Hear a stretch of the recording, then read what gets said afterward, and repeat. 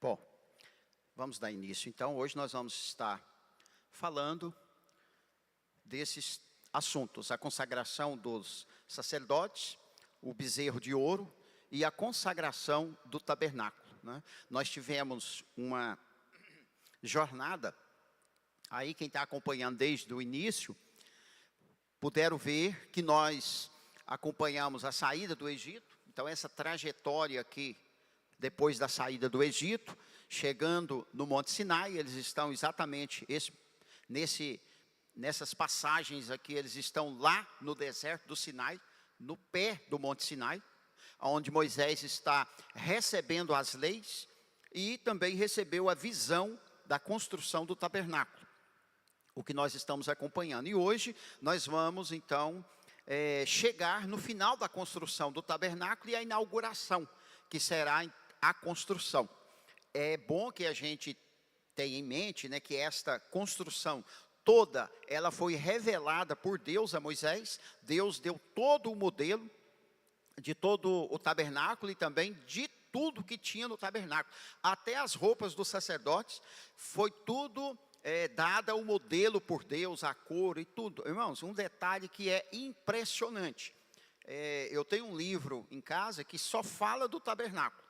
É impressionante você ler esses detalhes, né? E Deus, ele deu a visão para Moisés e depois ele escolheu outros para poder fazer o projeto, para poder desenhar toda essa complexa estrutura, né, de uma pele por cima de outra e etc, nos mínimos detalhes, algo assim impressionante. E nós vamos estar dando continuidade a essa história especial, né? Então nós já vimos a construção do tabernáculo e seus móveis, né? Passamos o átrio, que é os muros, né, para o lado de fora. Depois, ao entrar, nós vemos o altar do sacrifício, onde os animais eram ali sacrificados, e eu quero falar um pouco também hoje sobre as ofertas dos animais.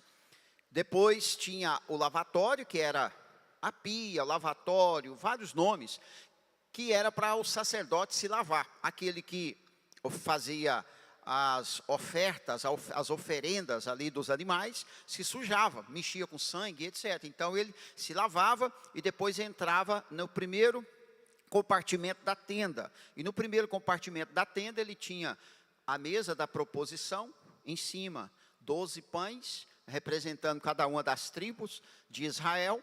Tinha o candelabro, representando os 7 Espíritos de Deus, e tinha o altar do incenso, onde ele queimava o incenso e aquela fumaça e fazia as orações, né, que era para simbolizar as orações do povo, que o sacerdote estava ali fazendo. E no segundo compartimento, somente o sumo sacerdote poderia entrar uma vez só por ano, e lá dentro tinha a arca do concerto, a arca toda feita de ouro, né? A parte de cima, a tampa é chamada de propiciatório. Tinha 2 querubins com as asas voltadas, né, cada um de um canto, com as asas voltadas para dentro, encostando as asas uns no outro. E era exatamente nesse lugar que o Deus respondia ao sacerdote, quando ele intercedia ali pelo povo, quando ele fazia as orações. Deus então falava com o sacerdote ali entre os querubins. Arão e seus filhos foram os primeiros sacerdotes escolhidos, né? Deus levanta Moisés como líder, ordena tudo, passa toda a visão e também ordena que levante o primeiro sacerdote, que é Arão. Arão e os seus filhos, seus descendentes, ou seja, a classe sacerdotal, ela era hereditária, era passado de pai para filho, então era de família. Então a família de Arão foi a primeira a ser escolhida. Hoje nós vamos falar das ofertas e sacrifícios, o bezerro de ouro e a consagração do templo. Uma coisa que é impressionante, quando você olha a narrativa aqui em Êxodo, a gente está acompanhando todo o desenrolar da construção do tabernáculo, né, uma outra explicação. O tabernáculo, por que Deus pediu para construir esse tabernáculo? Ele era um templo móvel, um templo desmontável, né, que seria desmontado e montado centenas de vezes durante os 40 anos que eles ficaram peregrinando pelo deserto. Então, o primeiro templo que Deus pediu para construir é o tabernáculo. Foi o tabernáculo, né? Para eles montar e desmontar. E depois a construção do primeiro templo fixo, que foi construído por Salomão, lá em Jerusalém. Tinha o mesmo modelo do tabernáculo, tá? Só porque daí já era uma construção fixa. Agora, entre a construção do tabernáculo e a consagração, nós vamos ver esse episódio aqui muito interessante, que é o bezerro de ouro que o povo vai construir para adorar. Que coisa impressionante, nós observarmos que o povo está ali sendo visitado com a graça de Deus, sendo ali contemplado com essa espetacular construção, né, do tabernáculo, do primeiro templo, e é exatamente devido ao pecado, devido às pessoas não estarem consagradas conforme Deus desejava, foi que Deus mandou construir o templo, o tabernáculo.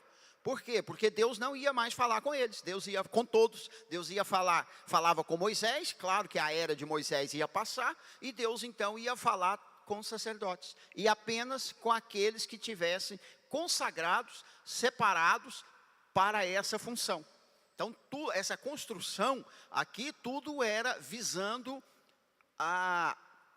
o relacionamento de Deus com o povo. Agora, entre o começo da construção e Moisés recebendo a revelação lá no Monte Sinai e o término da construção para a consagração, o povo levanta uma idolatria, levanta o bezerro de ouro para adorar. Nós vamos passar por essa passagem. As principais ofertas e seus significados. Então Deus, ele vai, o livro de Levítico principalmente, nós vamos ver em Êxodo, mas Levítico, ele é considerado o livro de ordenanças sacerdotais.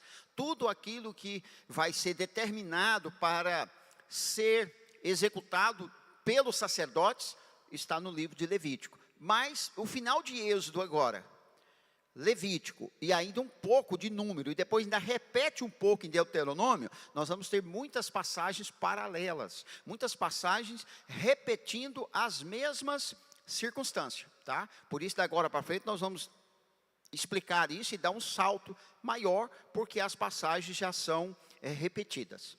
E aqui das ofertas, ou seja, fez o altar do sacrifício, tinha as ofertas, que era para ser sacrificadas no lugar das pessoas. As pessoas de cada um deveria morrer pelo seu pecado.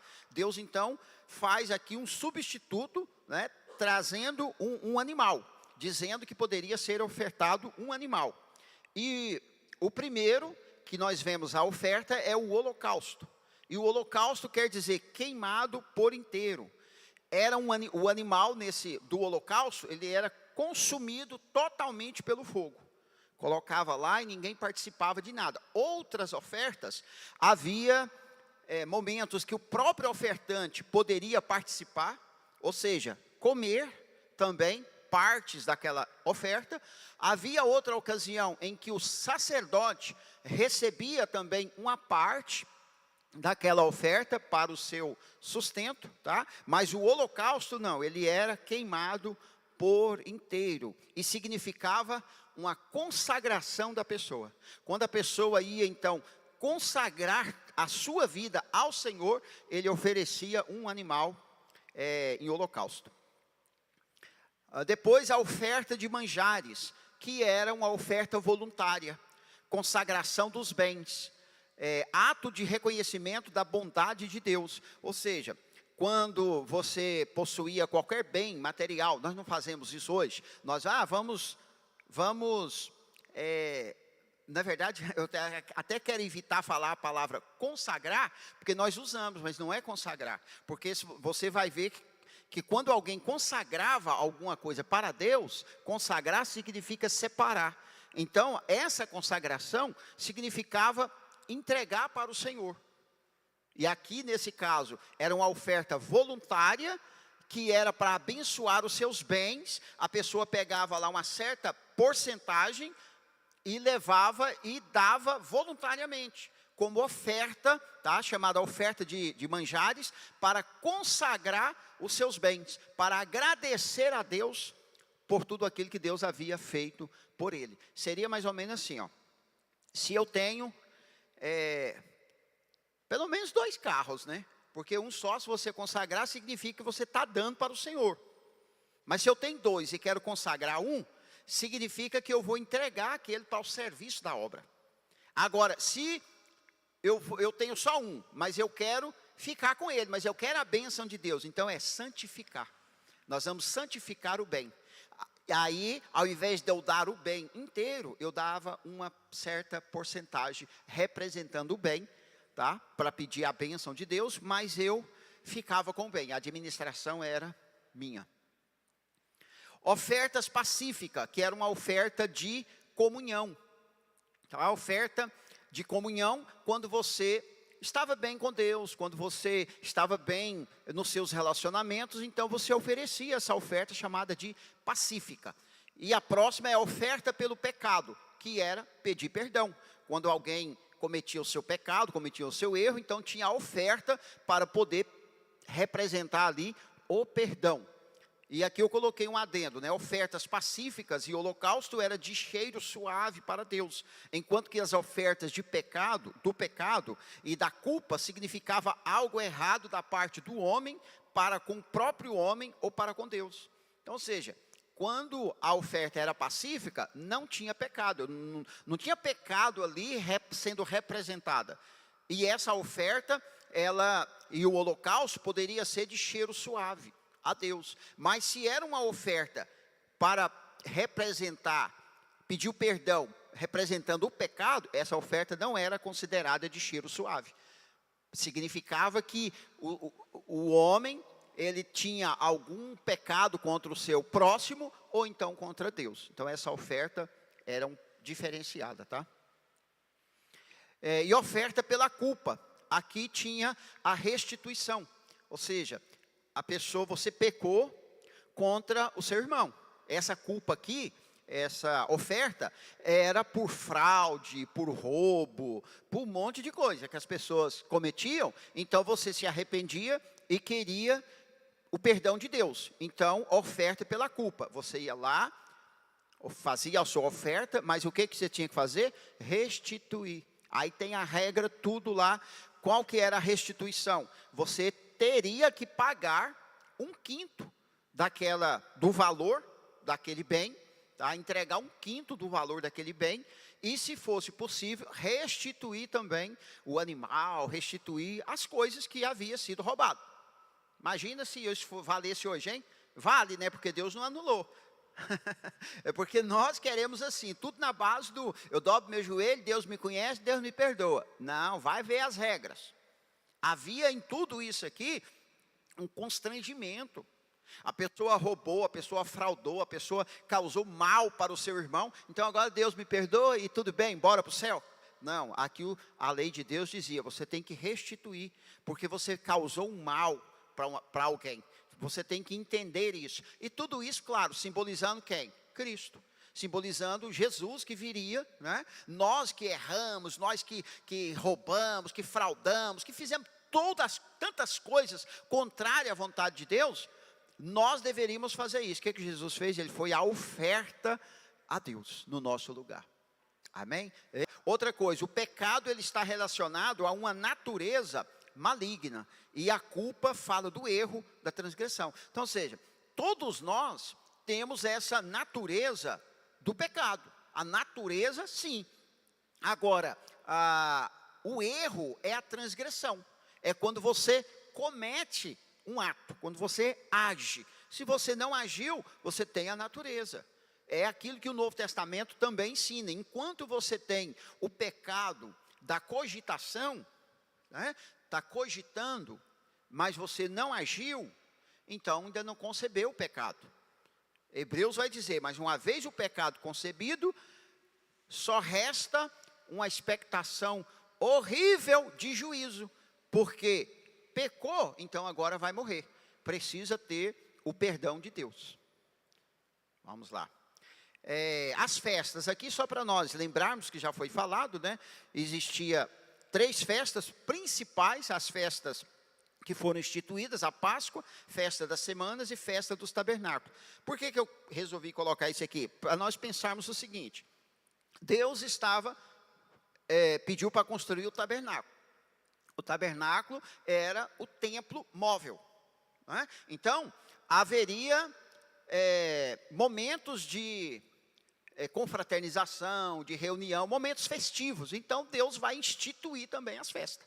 Ele vai instituir esses momentos solenes que Israel, que o povo ali deveria se reunirem para poder comemorar isso, aonde? No tabernáculo, no templo, em volta ali, fazendo esta comemoração na presença de Deus. Ou seja, Deus, ele institui ali o templo, né? Manda construir, separa as pessoas que vão oficiar no templo, ele determina quais são os momentos que eles têm que festejarem, quais as festas, o que tem que ser feito nessas festas, certo? E depois também ele separa um dia, que é o sábado, que nós não vamos nem tocar, vamos ver aqui pouca coisa, tá? Mas, se não, imagina, tem festa, 3 festas instituídas, tem um tabernáculo, tem tudo. Mas se você não tem um dia para descansar, para poder festejar, né? É igual hoje, você às vezes é um dia de festa, você fala, não, tem que trabalhar, estou na escala. É ruim, né? Então, ou seja, para festejar, tem que ter descanso, certo? Vou falar aqui daqui a pouco. E uma das festas também que Deus institui é o Yom Kippur, dia da expiação, que traduzido é dia do perdão. Esse dia era um dia muito solene e até hoje ele é comemorado por Israel. Yom quer dizer no hebraico dia, significa dia em hebraico, e Kippur é traduzido como expiação. Então, ou seja, nós vamos encontrar muito na nossa Bíblia, dia da expiação, que é Yom Kippur. Yom Kippur. O dia da expiação, ou Yom Kippur, é um dia de reflexão, arrependimento e jejum, que simbolizava a purificação dos pecados e a reconciliação com Deus. Veja que coisa magnífica, né? Ali significava o seguinte: você poderia ter passado o ano inteiro, feito as suas ofertas, buscado a Deus e etc. Mas aqui, no Yom Kippur, que será no Rosh Hashanah, o primeiro ano novo que iria começar, de repente você ficou alguma coisa, que você não pediu perdão, que você não reconciliou. Então, o ensinamento é, não passe para o próximo ano, sem antes se acertar, ter um conserto diante de Deus. Aí então seria esse dia. Seria esse dia, onde havia toda uma preparação em todo o povo. 7 dias antes já começavam a consagrar. E nesse dia o sacerdote entrava no tabernáculo e ele oferecia oferta pelos pecados dele. Ele consagrava o próprio tabernáculo e ele pedia perdão por toda a nação. Algo muito maravilhoso, né? Yom Kippur. Até hoje é comemorado pelos judeus lá em Israel, né? E o texto está aqui em Levítico, né? A seguinte lei deverá ser obedecida para sempre. No dia 10 do 7º mês, todos os israelitas e os estrangeiros que moram no meio do povo não comerão nada o dia inteiro e não farão nenhum trabalho, pois nesse dia será feito o sacrifício para conseguir o perdão dos pecados do povo. Assim o povo ficará puro na presença de Deus, o Senhor. Amém? Precisamos fazer isso, né? Um dia de consagração, um dia de perdão, lembrar disso. Expiação. Eu pus aqui o significado da expiação. Porque o dia da expiação ou o dia do perdão. Expiação, reconciliação entre aqueles que se distanciaram. Então, fazer um sacrifício de expiação era buscar a reconciliação. Depois, também significa uma penitência para abrandar a culpa. Era de fato um sacrifício que deveria ser feito. Tá? E aqui nós temos o Rosh Hashanah, os 10 dias de Rosh Hashanah a Yom Kippur.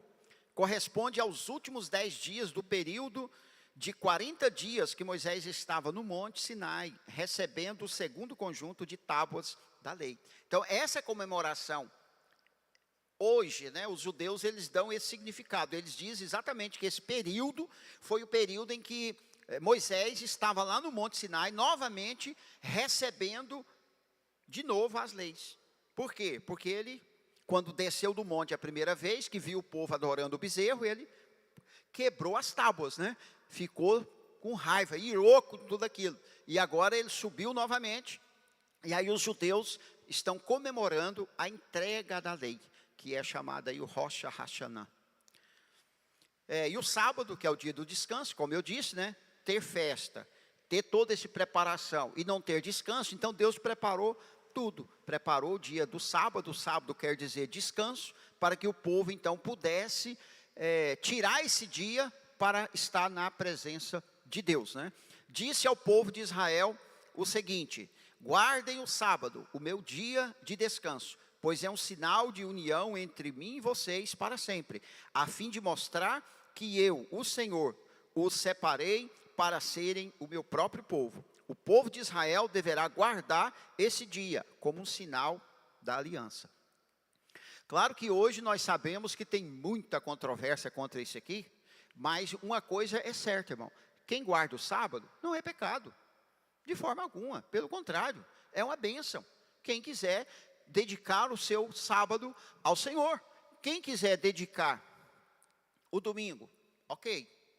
Hoje, principalmente o mundo ocidental, guarda o domingo, certo? Houve esse entendimento lá no passado, entre os pais da igreja, e etc., para poder separar um pouco da visão judaica, né? Mas você não encontra esse mandamento dentro da Bíblia, para guardar o domingo, tá? Nós encontramos para guardar o Shabat. Guarda do domingo é tradição cristã, mas não é um mandamento bíblico. Agora, o que nós compreendemos, né, o que o conceito cristão entende sobre isso? Você precisa guardar um dos dias da semana. Você precisa tirar um dia. Por quê? Porque esse princípio é o que o sábado significa. Significa um dia para dedicar ao Senhor, para buscar ao Senhor, para orar, para fazer, para buscar perdão para os seus pecados, certo? Adão, ele tinha tudo.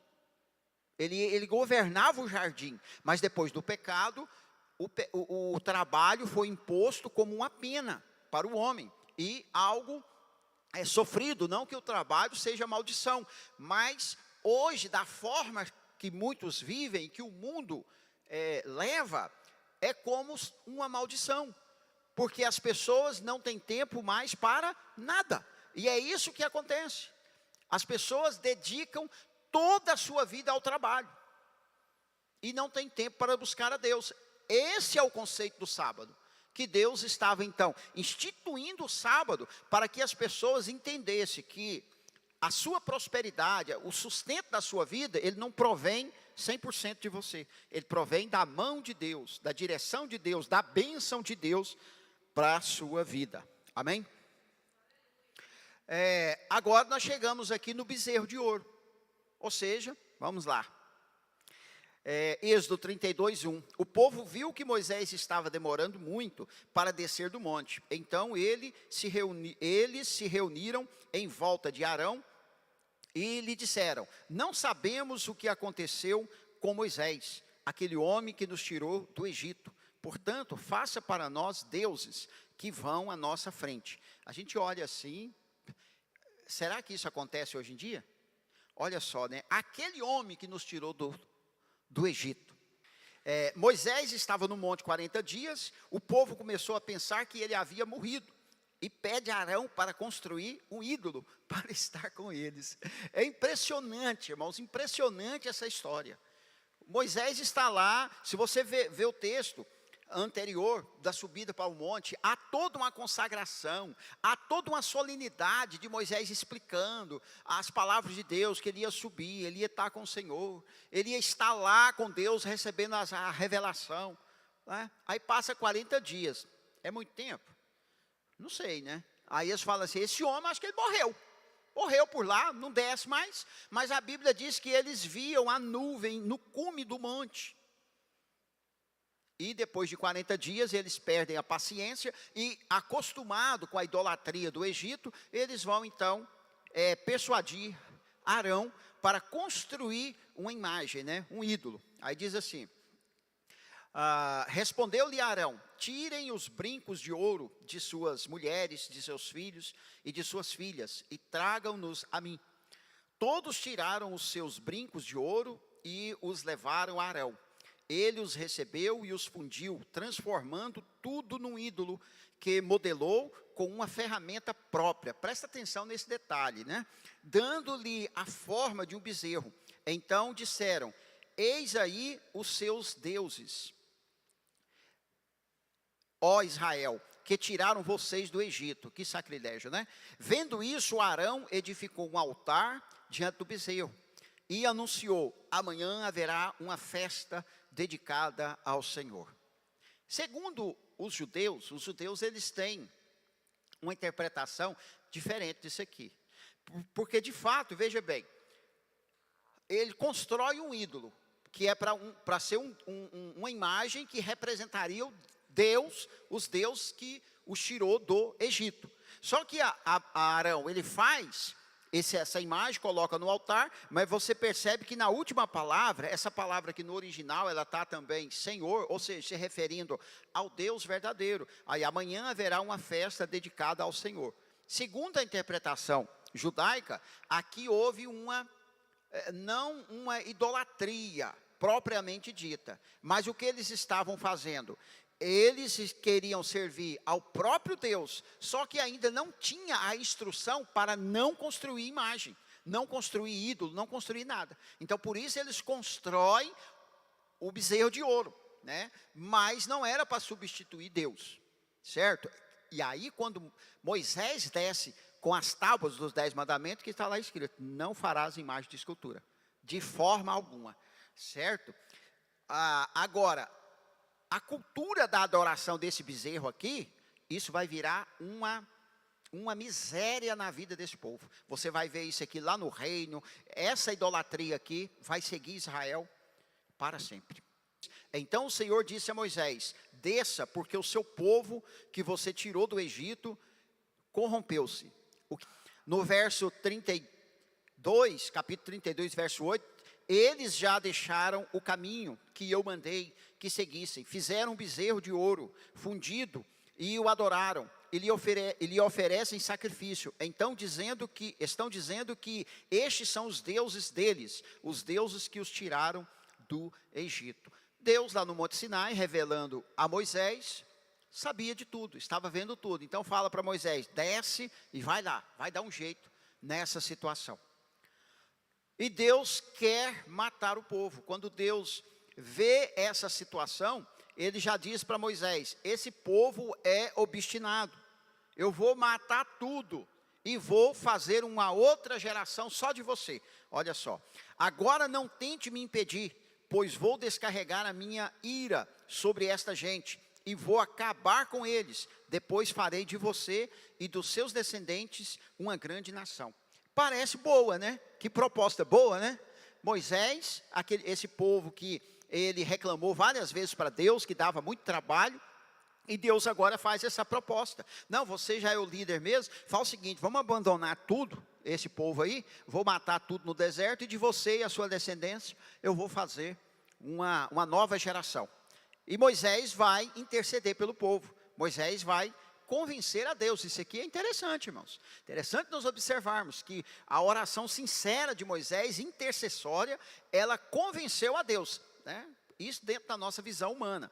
Diz, Moisés, porém, suplicou ao Senhor, o seu Deus, clamando, ó Senhor, por que se acenderia a tua ira contra o teu povo? Olha aqui, que tiraste do Egito, com grande poder e forte mão. Ou seja, Moisés aqui fala com Deus: o Senhor fez aquele trabalho tão grande, tantos sinais, tantos milagres, tudo aquilo que aconteceu no Egito. Deus ouve a oração de Moisés pelo povo. Então o Senhor Deus mudou de ideia e não fez cair sobre o seu povo a desgraça que havia prometido. Deus disse que iria matar tudo, né? Não vai matar tudo não, uns 3.000 só para poder aprender a lição.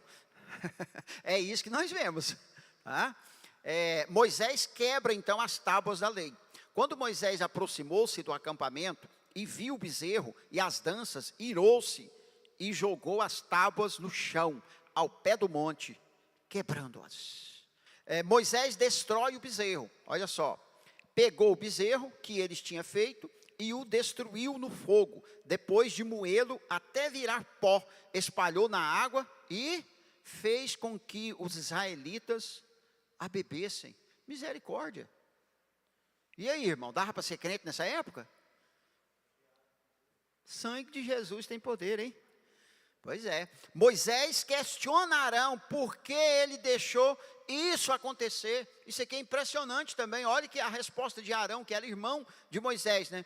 E perguntou a Arão: que lhe fez esse povo para que você o levasse a tão grande pecado? Respondeu Arão: não te enfureça, meu senhor. Tu bem sabe como esse povo é propenso para o mal. Ou seja, para Moisés, você já sabe disso melhor que eu. Você sabe que esse povo desse tamanho tem uma tendência para o mal, para o pecado. Quem sou eu? Não, você está irado muito, Moisés. Essa é a fala de Arão, quando Moisés o questiona, né? E ele era o líder. Quem é? O sacerdote, o primeiro sacerdote. Deus não quer ir então com o povo. Então, ou seja, depois que aconteceu isso, é o momento que Deus diz: não vou mais com esse povo, porque se eu ficar um momento no meio deles, eu mato todo mundo. Eu mandarei um anjo para guiar você, e expulsarei os cananeus, os amorreus, os heteus, os perizeus, e os heveus e os jebuseus. Ou seja, Deus ele não anula a promessa. Não, eu vou mandar um anjo, eu vou dar a terra para vocês. O que foi prometido a Abraão, Isaac e Jacó, isso vai acontecer. Só que tem um detalhe: não vou com vocês não. Não quero ir mais com vocês. Porque se acontece isso de novo, eu vou matar todo mundo. O que vocês acham disso, irmão?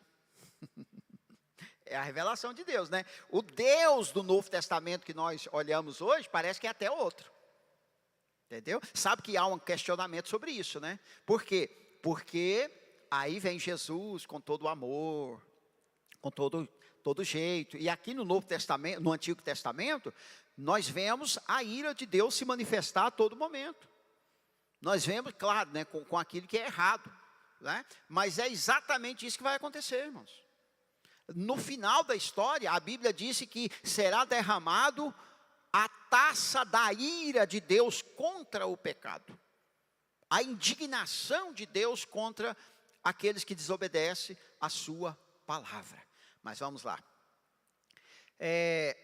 As novas placas da lei. Disse o Senhor a Moisés: talhe 2 tábuas de pedra, semelhante às primeiras, e nelas escreverei as palavras que estavam nas primeiras tábuas que você quebrou. Certo? Então vai ter esse outro trabalho, passar mais 40 dias lá, porque Arão, seu irmão, o primeiro sacerdote a ser escolhido, fez um ídolo, né? A renovação da aliança. Aqui o que é interessante, que Deus vai renovar, ele diz: faço com vocês uma nova aliança. Então imagina, Deus já tinha tirado eles do Egito, já tinha feito uma aliança, agora Deus vai renovar esse compromisso. Por isso que os judeus, eles têm um compromisso, irmão, a nação, diferente dos gentios. Nós precisamos entender isso. Diferente. Às vezes nós lemos o Antigo Testamento, sobre todas essas passagens, o que nós precisamos pôr muito na nossa cabeça, para fazer interpretação. Entender que Deus está formando um povo, uma nação de sacerdotes. Aqueles que iriam representar Deus entre as nações. Claro que eles não fizeram isso, certo? Mas toda a aliança, todo o concerto, toda a lei, todas as normas são dadas para os judeus. Então, como que nós fazemos a aplicação? Você lê todas as promessas, todas as correções, tira então a lição desse contexto e aí faz a aplicação no momento que nós estamos. Certo? Por quê? Porque se nós pegarmos, nós vamos lá no Antigo Testamento e pegamos todas as bênçãos que tem para Israel e aplicamos para nós. Aí eu pergunto para você, e as correções? E os castigos? Você está vendo que não está certo isso? Não está certo. A Bíblia ela é um livro que ela tem contexto, ela tem segmento. Então eu preciso ler. Por isso que a Bíblia não é um livro só de ler, ele tem que ser estudado. Ele tem que ser minuciosamente entendido, para que a gente possa fazer a interpretação correta. Aqui no Êxodo 34, 28, as 10 palavras, né, que nós chamamos de 10 mandamentos, mas você sabia que não tem 10 mandamentos? Na Bíblia não é escrito 10 mandamentos, tá? Aqui está em hebraico, né, que é Haberit, Hadevarim, Aseret, ou seja, Haberit, que é a palavra, de onde vem Berit ou Brit, que é nova ou aliança, tá? Aliança. E Hadevarim ou Devarim, que quer dizer palavras. E Aseret, que é 10. Então, ou seja, as 10 palavras. Deus deu 10 palavras. Nas nossas traduções, vai estar escrito 10 mandamentos, tá? Mas 10 mandamentos é um acréscimo, não está aqui nessa revelação. Vai aparecer depois, mandamentos, tá? Mitzvah. Mas aqui não está. Moisés ficou ali com o Senhor 40 dias e 40 noites, sem comer pão e sem beber água. E escreveu nas tábuas as palavras da aliança. Aí está aí, né, os 10 mandamentos. O final agora da construção do tabernáculo. O que aconteceu nesse finalzinho. Todo o trabalho da tenda, da presença de Deus, foi acabado. Os israelitas fizeram tudo como o Senhor havia ordenado a Moisés. Então, ou seja, o trabalho foi bem feito, a obra foi bem executada, apesar dos pesares. Você sabe qual que é a lição que eu tiro disso aqui tudo? E é isso que nós encontramos depois Deus falando nos profetas, que o povo sabia fazer isso tudo bem feito. Assim como nós sabemos preparar um culto, nós sabemos preparar a música, nós sabemos preparar o sermão, nós sabemos fazer toda a organização. O povo também sabia, fizeram tudo isso, mas em meio a tudo isso que eles estavam fazendo, Deus revela nos profetas maiores e menores, mas especialmente nos menores, Deus revela a sua indignação com o formalismo religioso. O formalismo religioso. O que é o formalismo religioso? É quando nós aprendemos a fazer todas as coisas religiosas que Deus pede. Então eu sei que eu tenho que ler a Bíblia, então eu leio. Eu sei que eu tenho que ir para a igreja, eu sei que de vez em quando tem que jejuar, eu sei que tem que fazer isso, fazer aquilo, certo? Mas nós fazemos isso por hábito. Nós fazemos isso com um compromisso religioso. Mas o que Deus espera? Deus esperava que eles transformassem todos esses rituais em aprendizado de vida, em construção de vida. Quando eles jejuavam, Deus dizia assim: porventura, é isso que eu quero? Que vocês se abatam como o junco se abate? Quando vocês vêm sacrificar, porventura ele diz: eu tenho prazer em sangue de animais? Será que o que eu quero de vocês não é que vocês tenham justiça, que vocês se compadeçam das pessoas, dos pobres, que vocês se transformem, que vocês tenham verdadeiramente uma adoração sincera? Vocês, Deus dizendo, me adoram com os lábios, mas o coração está longe. Então, o ensinamento aqui, irmão, toda essa construção, ele é uma regra visual, tá? Um ensinamento visual. Quando nós passamos na porta de uma igreja, todo mundo sabe, aqui é um lugar de buscar Deus. Quando nós entramos aqui dentro, se acontece alguma coisa fora do padrão que nós estamos acostumados, que não manifesta o ensino de Deus, a palavra de Deus, a gente estranha também. não é isso? Por quê? Porque toda esta ornamentação, essa estrutura, ela fala por si só o que se deva fazer naquele lugar. E aí, ao invés de nós relacionarmos com Deus verdadeiro, a gente passa a relacionar mais com a estrutura e com os rituais do que com o próprio Deus. Então, ou seja, eu me torno um religioso que frequento a igreja, certo? Mas eu não tenho transformação de vida. E o que mostra a minha transformação de vida? Os meus relacionamentos no dia a dia, na minha vida. Se isso mudou a minha visão de mundo. Se tudo isso me ensinou a amar a Deus sobre todas as coisas, me ensinou a amar o meu próximo, me ensinou lições preciosas que Jesus ensinou, de ser humilde, de ser sincero, de ser amável, de ser honesto, entende? Senão, irmão, nós vestimos uma capa religiosa. Vestimos, e aí, será que é isso? Não, Deus não quer isso para nós, ok? A consagração da tenda da presença de Deus. O Senhor, Deus disse a Moisés, no dia 1º do primeiro mês, arme a tenda da minha presença, ou da presença de Deus, né? Há umas traduções assim bastante interessantes. Então, ou seja, depois de tudo isso, chegou o grande dia de armar a tenda, fazer a construção. E a nuvem de Deus vai cobrir toda a tenda, né? Está aqui, coloquei essa ilustração, diz, então a nuvem cobriu a tenda do encontro, e a glória do Senhor encheu o tabernáculo, aleluia. Então esse aqui foi a primeira vez que o tabernáculo foi montado, tudo, né, 100%, consagrado a Deus. A nuvem então de Deus baixa sobre aquele lugar, segundo o texto, a nuvem foi tão intensa, a fumaça tão intensa, que nem Moisés pôde entrar, nem os sacerdotes também, teve que esperar passar esse momento, amém?